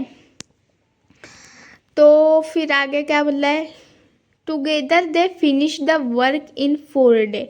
मतलब जब वो दोनों साथ में काम करेंगे तो 4 दिन लगेंगे उनको वो काम कंप्लीट करने के लिए। ऑब्वियसली टीम वर्क करेंगे तो जल्दी काम होगा, है क्या नहीं। How many days would each take to complete that work if they work alone. मतलब बोला है how many days would each take to complete, मतलब दोनों अलग अलग काम करेंगे, ठीक है, तो उनको कितने दिन लगेंगे वो वर्क कंप्लीट करने के लिए, ठीक है, ये हमें पूछा है, ठीक है, समझ गया इतना। तो देखो अभी क्या करना है ना, हमें दोनों अलग अलग सिंगल सिंगल वर्क करेंगे अपना, ठीक है। तो इन 1 day Nishu does 1/4 part of the work and Pintu does 1/x+6 part of the work. भाई ये क्या है 1.x 1.x+6, ये कैसा है, भेजे में नहीं घुसा कुछ। तो देखो कैसा है, अगर हमें कोई चीज़ एक दिन की निकालनी है, ठीक है, कि पहले हम एक दिन का पार्ट निकालेंगे, मतलब एक दिन में कितना हो जाता है वर्क हमारा, और फिर हम उसे मल्टीप्लिकेशन करेंगे किसी और चीज़ से, ठीक है, समझ लो अभी। तो हमें क्या करना पड़ता है कि हमें चाहिए एक दिन का काम, है ना। तो हम क्या करेंगे, जो ऊपर क्या लिखेंगे 1 लिखेंगे, और नीचे क्या लिखेंगे, जितने दिन का वो पूरा टोटल काम है वो। तो क्या टोटल काम कितने दिन में वो कंप्लीट करती है वो लिखना है आपको। तो कितने दिन में, x दिन में, है ना, हमने कंसीडर किया ना x दिन में कंप्लीट करेंगी करके वो, तो वो लिख दिया हमने x, ठीक है। तो हमें निकालना है एक दिन का काम, वो एक दिन में कितना काम करती है करके, ठीक है। ये हमें अगर निकालना है कि वो एक दिन में कितना काम करती है, तो हमें क्या करना पड़ेगा, ये 1 लिखना पड़ेगा, और अपॉन में क्या लिखना पड़ेगा हमें कि उसको कंप्लीट कितने दिन लगते हैं, मतलब वो काम करने के लिए उसको पूरे कितने दिन लगते हैं वो लिखना पड़ेगा। तो x दिन, तो ये हो गया निशु का। और पिंटू को कितना दिन, एक दिन में वो कितना काम करता है 1/x+6 पार्ट, ठीक है, इतना पार्ट वो काम करता है, ठीक है, समझ गया इतना अभी। हाँ, तो अभी क्या बोला है यहाँ पे, अगर वो साथ में काम करेंगे तो उनको 4 दिन लगेंगे करके ये बोला है यहाँ पे, ठीक है। अभी देखो इन 1 डे दे टुगेदर डू, मतलब एक दिन में वो साथ में करेंगे, तो क्या हो जाएगा वो 1/x+1/x+6 हो जाएगा। मतलब अगर उन्होंने एक दिन में साथ में काम किया तो ये हो जाएगा, है ना। तो फिर क्या होगा, देखो ये हमने लिख दिया यहाँ पे। अभी हम इसे क्या करेंगे, सॉल्व करेंगे, क्या करेंगे, सॉल्व करेंगे। तो ये क्रॉस मल्टीप्लिकेशन हमें करना है, तो x+6 × 1 x+6 और x × 1 x हो जाएगा, अपॉन में इनको हमें मल्टीप्लिकेशन करना है आपस में, है ना। क्रॉस मल्टीप्लिकेशन कर दो, फिर नीचे के डिनोमिनेटर में आपस में मल्टीप्लिकेशन कर दो, ये मैंने आपको बताया था, है ना। तो हमें ये वाला मिलेगा, है ना। तो फिर ये x+x कितना हो जाएगा, 2x हो जाएगा, और ये प्लस हमने एज इट इज़ लिख दिया, ठीक है। x × x हो जाएगा x², और x × 6 हो जाएगा +6x, ठीक है। तो total number of days taken by them together to complete the work is ये, ठीक है, ये मिलेगा हमें। मतलब जब वो दोनों साथ में काम करेंगे, है ना, तो वो एक दिन में इतना वर्क कंप्लीट कर देंगे, ठीक है। ये बोला है यहाँ पे total number of days taken by together to complete work, मतलब वो दोनों वो जो काम है सर्टन उसको इतने दिन में क्या कर देंगे, कंप्लीट कर देंगे, ये बोला है, ठीक है, समझ गया।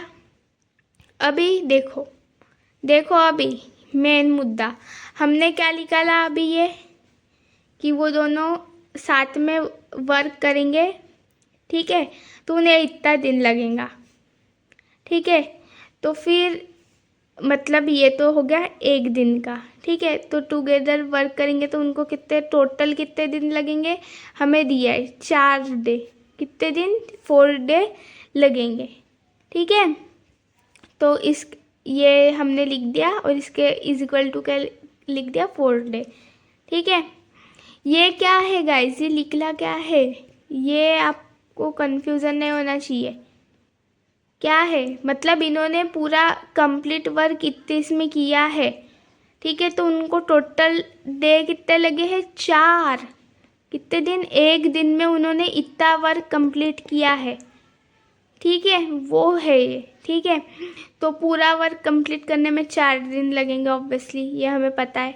अभी क्या करना है आपको, जैसे हमने पहले किया था, ये जो डिनोमिनेटर है इसको मल्टीप्लिकेशन, मतलब इसको आपको राइट साइड में भेजना है, तो वो ऑब्वियसली मल्टीप्लिकेशन होएगा, तो इसको आपको इधर भेज देना है, तो ये हो जाएगा ऐसा। मतलब ये ऊपर जो न्यूमरेटर है वो एज इट इज़ रहेगा, x² + 6x और इज इक्वल टू ये जो 4 है वो 2x + 6 से मल्टीप्लिकेशन हो जाएगा, ठीक है। अभी 4 × 2 कितना होगा, 8x और 4 × 6 + 24, ठीक है। तो फिर ये इधर आएगा मे बी, हाँ।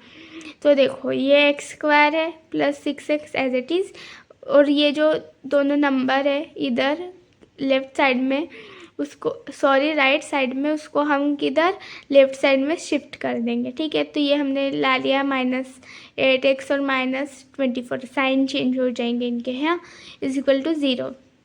क्वाड्रेटिक इक्वेशन फॉर्म करनी है ऑब्वियसली हमें, तो क्या होगा, ये x², ये प्लस माइनस होगा माइनस, तो 8 में से 6 चले जाएंगे तो हमें मिलेगा 2, और 8 क्या है, जो हमारा ग्रेटर नंबर है 8, तो इसके सामने माइनस का साइन है तो -2 लिखेंगे हम यहाँ पे, ठीक है। तो -2x -24 as it is equal to 0, ठीक है। ये हमें मिल गई क्वाड्रेटिक इक्वेशन। अभी हमें इसे सॉल्व करना है, तो हमें ऐसे 2 नंबर लेने हैं। देखो अभी ये a b c, ठीक है, इन दोनों को मल्टीप्लिकेशन करेंगे तो -24x² मिलेगा। 2 नंबर जिसको मल्टीप्लिकेशन करके ये मिलेगा और प्लस करके हमें मिलना चाहिए -2, तो ऐसे 2 नंबर है 6 और 4, ठीक है। अभी -6 करेंगे तो हम, तो इन दोनों को मल्टीप्लिकेशन करके हमें मिलने वाला है 24, -24, ठीक है। और -6 + 4 करेंगे हम, तो माइनस प्लस क्या होने वाला है, माइनस होने वाला है, तो 6 में से 4 जाएंगे तो बचेगा 2। ग्रेटर नंबर के सामने क्या है, माइनस का साइन है, इसलिए -2 भी हमें मिल जाएगा। तो हम 2 कौन से नंबर लेने वाले हैं यहाँ पे, -6 और 4 लेने वाले हैं, ठीक है। तो हमें ये जो बी वाली पोजीशन है इसके जगह पे ये दोनों नंबर लिख देने हैं, x² -6x + 4x -24 is equal to 0, ठीक है। अभी इनमें से हमें कॉमन निकालना है, इसमें से x कॉमन लिख लेंगे और ब्रैकेट में x -6 रहेगा, ये प्लस एज इट इज़, इसमें से लिख लेंगे 4 कॉमन, क्योंकि 4 के टेबल में 24 भी जाता है और 4 के टेबल में 4 एज इट इज़ खुद भी आता है, ठीक है। तो 4 6 होता है 24, है ना। तो हम क्या करेंगे, 4 को कॉमन निकालेंगे, क्योंकि 4 के टेबल में 24 आता है, इसलिए 4 कॉमन है, ठीक है। तो फिर x माइनस अंदर क्या रहने वाला है अभी कॉमन में, यहाँ पे ऑब्वियसली 6 रहेगा, क्यों, क्योंकि 4 के टेबल में 24 कितने से आता है, 6 आता है, इसलिए 6। तो ये ब्रैकेट कंप्लीट, और ये दोनों ब्रैकेट हमारे सेम आ गए, इज इक्वल टू 0, ठीक है। अभी हमें पहले तो ये वाला ब्रैकेट लिखना है x -6, और दूसरे ब्रैकेट में हमें जो हमने कॉमन निकाले थे जो है x और +4, तो ये हमने लिखना है is equal to 0 as it is, ठीक है। तो फिर हमें ये जो x + -6 है इसको सेपरेट करना है, और x + 4 इसको सेपरेट करना है और इनको 0 दे देना है, जो हमने कर दिया, ठीक है। तो फिर ये x और एक x की वैल्यू आएंगी 6, कैसे, क्योंकि ये जो -6 है जो इज इक्वल टू के जब ये राइट साइड जाएगा तो उसकी साइन चेंज हो जाएंगी, तो वो पॉजिटिव में आएंगी, तो ये आ जाएंगी x की वैल्यू 6 और दूसरी वैल्यू आ जाएंगी -4। जब ये जो 4 है वो इज इक्वल टू के इस साइड जाएगा, राइट साइड जाएगा तो वो -4 हो जाएंगी, उसका भी साइन चेंज होएगा। ठीक है, तो यहाँ पे जो बोला है but the number of days can not be negative, मतलब जो दिन है वो नेगेटिव नहीं हो सकता ना, तो इसलिए x की वैल्यू क्या आएंगी 6 आएंगी। मतलब जो क्या नाम है उसका निशु है वो 6 दिन लगाएंगी वो काम कंप्लीट करने को। ठीक है, और जो हमारा पिंटू है वो कितने दिन लगाएगा, 12 दिन लगाएगा। कितने दिन, 12 दिन लगाएगा वो वर्क कंप्लीट करने के लिए। ठीक है, समझ गया 12 दिन कैसे, कि हमने क्या किया था कि जो निशु है वो कितने दिन में वर्क कंप्लीट करती है गाइस, x दिन में, वो हमने कंसीडर किया था, है ना। और पिंटू को 6 दिन ज़्यादा लग रहे थे, तो हमने क्या माना था, x + 6 माना था, तो ये x + 6 लिख दिया। x की वैल्यू है 6, तो हमने यहाँ पे 6 पुट कर दिया। 6 + 6 12 होता है, तो ये 12 डे लगेंगे हमारे पिंटू को। समझ गया ये क्वेश्चन। अभी देखोगे 9th वाला क्वेश्चन। ठीक है, If 460 is divided by a natural number, natural number मतलब होता है गाइस 1 से लेके जितने भी नंबर्स होते हैं, ठीक है, 1 से लेके उससे कहते हैं नेचुरल नंबर।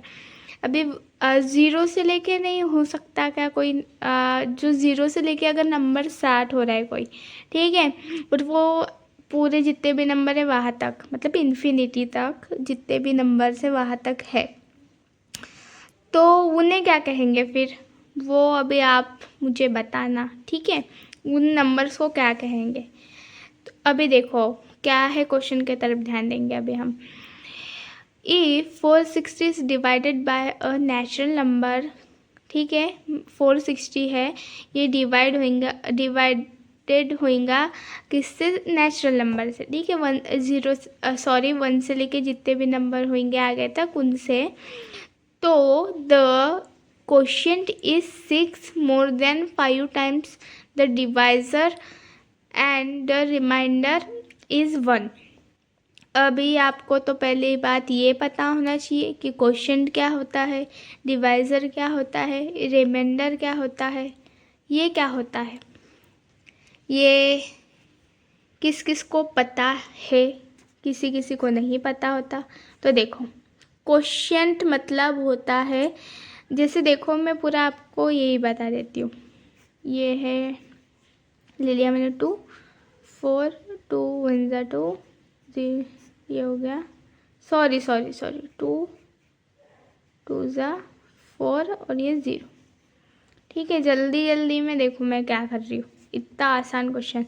देखो अभी ये है एग्जाम्पल, ठीक है, ये जो ऊपर आता है ना, हमें जो ऊपर मिलता है ये, ठीक है, जब हम डिवीज़न करते हैं, ठीक है, तो इसको कहते हैं क्वोशिएंट, इसको कहते हैं क्वोशिएंट। समझ गया, तो ये जो ऊपर हमें मिलता है तो इसको कहते हैं क्वोशिएंट। समझ गए इतना। अभी हमारा डिवाइज़र क्या होता है, क्या होता है गाइस डिवाइज़र, बताओ जल्दी। रिमाइंडर जो है ये होता है, ये जो लास्ट में हमें मिलता है, ठीक है, ये है रिमाइंडर, ये है क्वोशिएंट। अभी बात आई डिवाइज़र क्या होता है। डिवाइज़र वो होता है जिससे हम डिवाइड करते हैं, ठीक है, जिससे हम डिवाइड करना चाहते हैं। ठीक है, मतलब यहाँ पे डिवाइज़र क्या है, 2 है, डिवाइज़र क्या है, 2 है। देन अभी बोला है, आपको समझ गया क्या है, क्या डिवाइज़र है, क्या क्वोशिएंट है, क्या रिमाइंडर है। अभी देखो the quotient is 6 more than 5 times of divisor. ठीक है, अभी आपको आप देखो ये जो क्वोशिएंट है ना, ये डिवाइज़र के ऊपर डिपेंड है ना। इसने बोला है जो क्वोशिएंट है ना वो 6 मोर देन 5 टाइम्स ऑफ किसका, डिवाइज़र का। अभी मतलब क्वेश्चन डिवाइज़र के ऊपर डिपेंड है, ये हमें पता चल गया।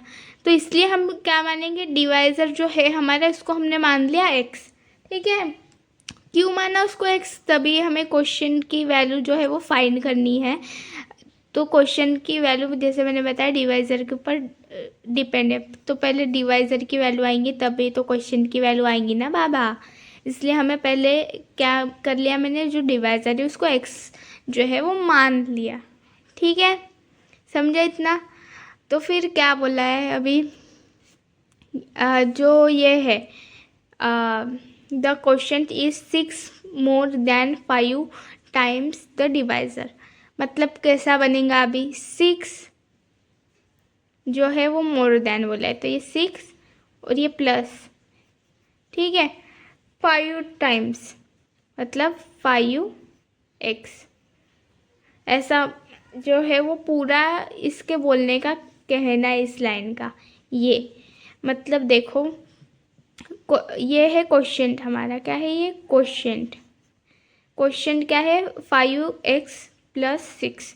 ठीक है, कैसे है 5x+, देखो the question is 6 more than बोला है तो 6 को आप क्या लिखोगे, साइड में लिखोगे। ठीक है, मोर देन बोला है ना किसी भी नंबर को, तो उसको आप साइड में लिखोगे। जैसे समझ लो ये ए पोजीशन है, ये बी पोजीशन है, तो बी पोजीशन पे लिखोगे उस नंबर को, और उसके आगे क्या लगाऊंगे प्लस, क्योंकि मोर देन बोला है इसलिए प्लस। ठीक है, 6 टाइम बोला है डिवाइज़र के, सॉरी 5 टाइम्स बोला, तो मैंने बोला था मल्टीप्लिकेशन करना है आपको, तो आपको क्या करना है 5 से मल्टीप्लिकेशन करना है डिवाइज़र को।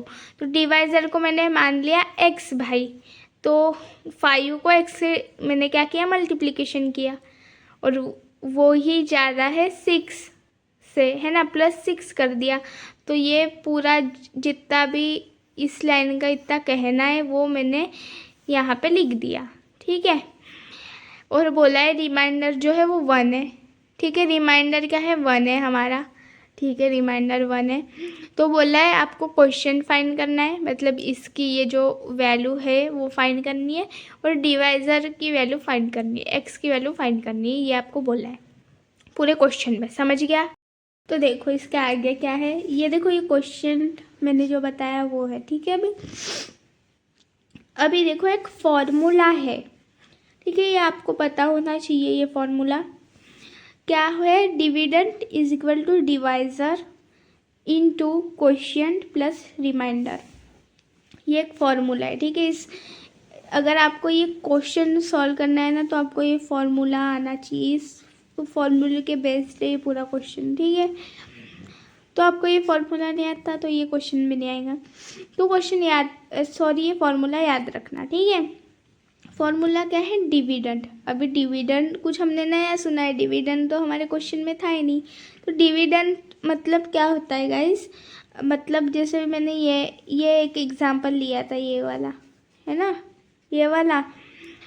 तो ये जो है 4, ये क्या है हमारा डिविडेंड, मतलब जिस नंबर को हम डिवाइड करना चाहते हैं। ठीक है, वो होगा डिविडेंड। समझ गया, ये होता है डिवाइज़र, मतलब जिस नंबर से हम डिवाइड करना चाहते हैं वो होता है डिवाइज़र, जिस नंबर को हम डिवाइड करना चाहते हैं वो होता है डिविडेंड। ठीक है, तो ये है जैसे यहाँ पे 4 डिविडेंड है, तो यहाँ पे हमें डिविडेंड क्या दिया था गाइस, 460 दिया था, क्योंकि 460 क्या हो रहा था, डिवाइडेड हो रहा था ना। बोला था 460 is divided by a natural number, ऐसा बोला था कि नहीं बोला था। तो 460 क्या हो रहा है हमारा, 460 क्या रहेंगे हमारा, डिविडेंड रहेंगे, मतलब उसको डिवाइड किया जा रहा है। तो देखो फॉर्मूला क्या है वो देखो, अभी dividend is equal to divisor into quotient. Dividend का फॉर्मूला है ये। ठीक है, तो डिविडेंड इज इक्वल टू क्या होता है, डिवाइज़र, मतलब जिससे हम डिवाइड कर रहे हैं वो, इनटू क्वोशिएंट जो हमें ऊपर मिल रहा है वो, प्लस रिमाइंडर। ठीक है, ये हमें करना पड़ेगा। समझ गया इतना, ये हमें करना है अभी। तो ये फॉर्मूला आपको याद रखना है। तो डिविडेंड क्या है 460, जैसे मैंने बताया, इज इक्वल टू डिवाइज़र क्या है गाइस, डिवाइज़र को हमने x कंसीडर किया था तो x लिख दिया। क्वोशिएंट है हमारा 5x+6, तो क्वोशिएंट लिख दिया 5x+6, और रिमाइंडर था हमारा 1, तो ये लिख दिया +1। ठीक है, अभी 460, अब इसको सॉल्व करना है। 5x into x into 5x कितना होगा, 5x² plus x into 6 6x+1 as it is. ठीक है, अभी हमें क्या बनानी है, क्वाड्रेटिक इक्वेशन बनानी है। क्वाड्रेटिक इक्वेशन का हमें जनरल फॉर्म पता है क्या है कि डिग्री क्या आनी चाहिए, 2 चाहिए। ए एक्स स्क्वायर, ये फर्स्ट पोजीशन रहती है ना ये, तो उसमें क्या चाहिए, डिग्री 2 चाहिए। तो ये वाला पार्ट क्या करेंगे, हम इसको इस साइड लिखेंगे, लेफ्ट साइड में लिखेंगे। ठीक है, और जिस वाले पार्ट को हम लिखेंगे हमारा left side, sorry right side में। ठीक है, मतलब हम सीधा साधा ये इक्वेशन जो है, ये जो यहाँ पे ये बना है, इसको सीधा कर रहे हैं बस, और कुछ नहीं कर रहे। तो साइन साइन कुछ चेंज नहीं होगा। हम ये साइड को इस साइड में लिखेंगे और इस साइड को इस साइड में लिखेंगे तो सेम ही होने वाला है। तो वो हमने कर दिया। ठीक है, बस इसको हमने लिखा लेफ्ट साइड में, 460 को लिखा राइट साइड में, बस इतना करा है। ठीक है, साइन चेंज करने की कोई गरज नहीं है। तो देखो अभी ये 5x + 6x + 1, अभी क्वाड्रेटिक इक्वेशन का जनरल फॉर्म पता है। तो जनरल फॉर्म में क्या आता है, हमेशा = के राइट साइड हमेशा 0 रहता है क्वाड्रेटिक इक्वेशन के जनरल फॉर्म में। तो यहाँ पे 460 क्या कर रहा है ना, तो हमें वहाँ पे क्या चाहिए, 0 चाहिए। तो हम 460 को क्या करेंगे, हमने लेफ्ट साइड में क्या कर दिया, शिफ्ट कर दिया। तो उसका साइन क्या हो गया, चेंज हो गया। तो वो -460 होगा और = क्या होगा, 0। समझ गया इतना। तो अभी ये 5x एज इट इज़ यहाँ पे रहेगा, +6x भी एज इट इज़ रहेगा। अभी देखो प्लस माइनस क्या होता है guys, plus minus minus, plus minus minus. तो 460 में से 1 जाएगा तो कितना बचेगा, 459 बचेगा। कितना बचेगा, 459 बचेगा हमारा, है ना। तो ये हो गया 459। इसके सामने माइनस क्यों, क्योंकि 460 ग्रेटर नंबर है, उसके सामने माइनस का साइन है, इसलिए इसके सामने भी माइनस का साइन आएगा। ठीक है, = 0 एज इट इज़। अभी क्या किया है यहाँ पे, ये यहाँ तक होने के बाद क्या करना है, वो वाली स्टेप बताई है यहाँ पे जो मैं आपको बताती थी। ठीक है, अभी इन्होंने ये जो 5x है, इसको इससे मल्टीप्लिकेशन यहाँ पे किया है, देखो। ठीक है, दिख रहा है। तो क्या, कौन से नंबर से ये मल्टीप्लिकेशन होगा, -45 और 51 से। ठीक है, मतलब अभी रुको, आप 459 × 5 करके देखो कितना होता है। 9 5 जा 45, 5 5 जा 25, 29, 20 होता है, 5 4 जा 20, 22। ठीक है, ये हमें मिला यहाँ पे। ठीक है, ये क्या है गाइस, 5 5 जा कितना होता है, 25, 20, ये 9 है। ठीक है, 9 भी कंफ्यूजन हो गया था मेरे को कैसा। अभी देखो 45 इंटू हम करेंगे 51। ठीक है, तो ये हो गया 5, ये 4, 5 5 जा 25, 5 1 जा 5, 5 4 जा 20 होता है, तो ये 22। तो ये 2295। ठीक है, देखो अबे देखो ये कौन सी इक्वेशन मिली थी हमें, क्वाड्रेटिक, ये वाली। तो ये ए और सी को क्या करना है आपको, ऑब्वियसली क्या करना है, ए और सी को आपको मल्टीप्लिकेशन करना है। तो आपको क्या मिलेगा, 2295 मिलने वाला है नंबर। ठीक है, तो ये बहुत बड़ा नंबर है, इसमें थोड़ी डिफ़िकल्टीज आएंगी आपको। ठीक है, इसमें आपको डिफ़िकल्टीज आएंगी गाइज इसकी वैल्यू निकालने के लिए। तो आप क्या करना है एक बार, ठीक है, एक बार जस्ट ट्राई करके देखना। ठीक है, अभी तो ये बता रही हूँ, लेकिन जो आपकी दूसरी मेथड थी वो वाली -b +- में b² - 4ac/2a, ये जो फॉर्मूला था ना आपका, ये जो इक्वेशन है वो सॉल्व करने का क्वाड्रेटिक, वो वाला फॉर्मूला एक बार ये यहाँ पे आके यूज़ करके देखना, ठीक है।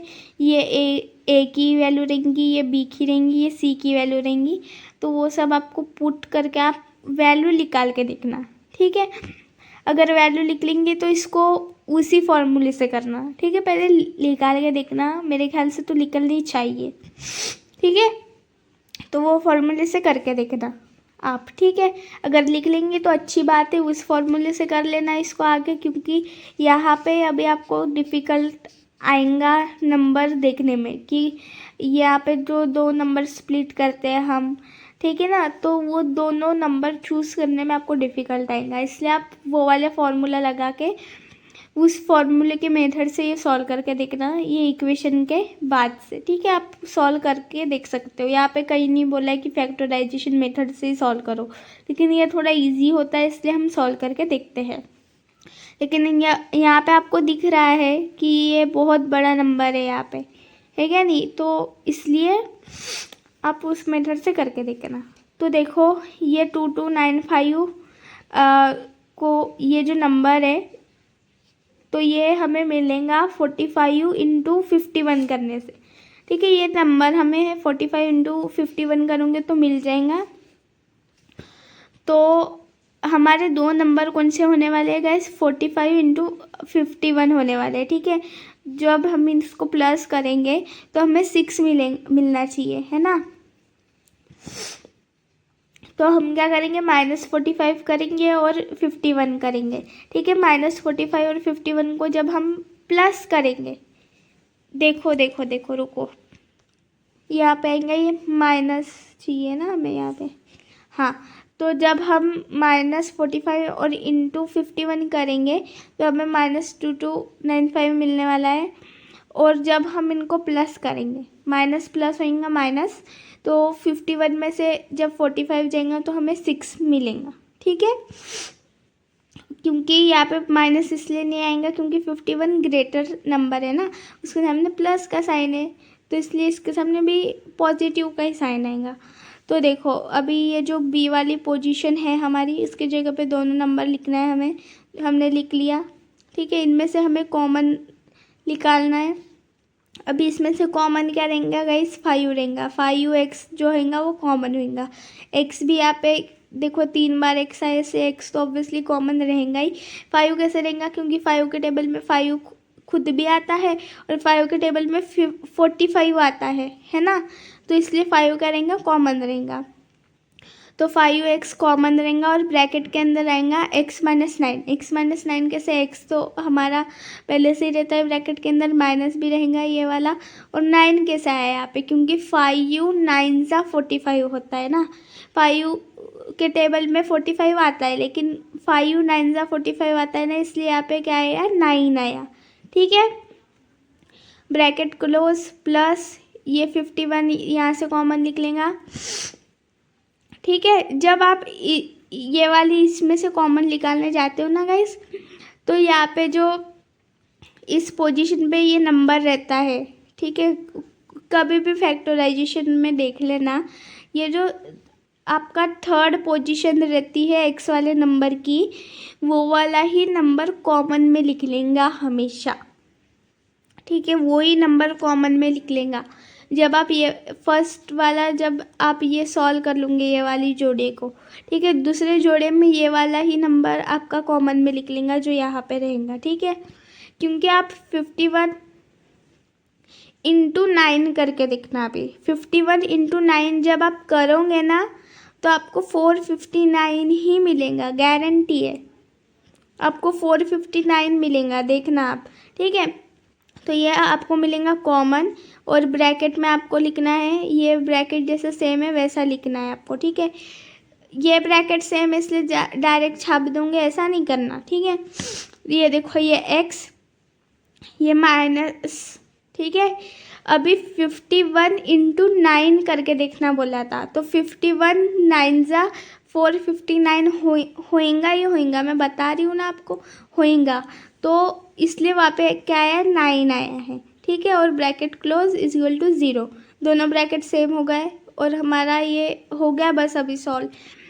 आपको ये ब्रैकेट लेना पड़ता है एक बार, ठीक है, और दूसरे ब्रैकेट में जो हमने कॉमन निकाले वो लेना पड़ेगा। तो 5x + 51 लेंगे is equal to 0 as it is. दोनों ब्रैकेट को खोल दो और इन्हें सेपरेट कर दो। x - 9 इज इक्वल टू 0 हो गया एक, और दूसरा हो गया 5x + 51 इज इक्वल टू 0, ठीक है। तो एक में x की वैल्यू आ गई है 9 और एक में x की वैल्यू क्या आएंगी 5x है। ये +51 को इज इक्वल टू के राइट साइड भेजूंगी तो वो -51 हो जाएगा। x हमें चाहिए x की वैल्यू, इसलिए x इधर ही रहेगा, ठीक है, लेफ्ट साइड में इज इक्वल टू -51 इधर ऑलरेडी था। तो हम 5 को इधर लेके जाएंगे तो वो डिवाइड में आ जाएगा। यहाँ पे मल्टीप्लिकेशन में है लेफ्ट साइड में, तो इधर जाके वो डिवाइड में आ जाएगा, ठीक है। तो -51 अपॉन क्या हो जाएगा 5 हो जाएगा। तो गाइज ये तो नेचुरल नंबर है नहीं, है ना, ये नेचुरल नंबर है क्या, अभी आप ही बताओ। नहीं है तो ये एक्सेप्टेबल नहीं है, और ये माइनस में भी आया है ना ऑब्वियसली, तो x की वैल्यू क्या आएंगी 9 आएंगी, ठीक है।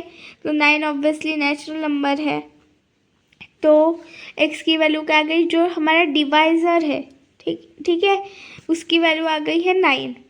अभी जो ये रहेगा हमारा क्वोशिएंट, ठीक है, क्वोशिएंट की वैल्यू हमने ये पहले कंसीडर की थी ना, तो अभी यहाँ पे x की जगह पे आपको क्या पुट करना है, हमारा 9 की वैल्यू पुट करनी है। तो फिर 9 × 5 कितना होगा 45 + 6, तो आपको मिलेगा 51, ठीक है। तो क्वेश्चन की वैल्यू आएंगी आपकी 51 और जो डिवाइज़र है वो आएगा 9। तो आई होप ये समझ में आया होगा आपको, बहुत ज़्यादा इजी है, बस ये वाले फार्मूले के ऊपर डिपेंड है ये सारा क्वेश्चन। तो ये फार्मूला याद रख लेना, लिख के रख देना, ठीक है। तो गाइस आई होप आपको जो ये वाली वीडियो है वो समझ में आ गया होगा, लेक्चर नंबर 8, ठीक है, 8 से समझ में आया होगा। अगर क्वेश्चन नहीं समझ में आए तो कमेंट करना, ठीक है। मैं अभी इसे नेक्स्ट लेक्चर में जो आईडी है वो फिर से बता दूंगी, जिस पर आपको अगर डाउट्स कुछ है तो वो पूछने हैं, ठीक है। इससे नेक्स्ट लेक्चर में बताऊंगी, ठीक है, क्योंकि ये लेक्चर बहुत बड़ा हो गया है। और अगर वीडियो के क्वेश्चन आपको समझे हैं, वीडियो अच्छी लगी है, तो वीडियो को लाइक करना, जो चैनल है, जो वीडियोस हैं उनको शेयर करना फ्रेंड्स के साथ, ग्रुप्स के साथ, और और चैनल को क्या करना, सब्सक्राइब करना। Okay bye.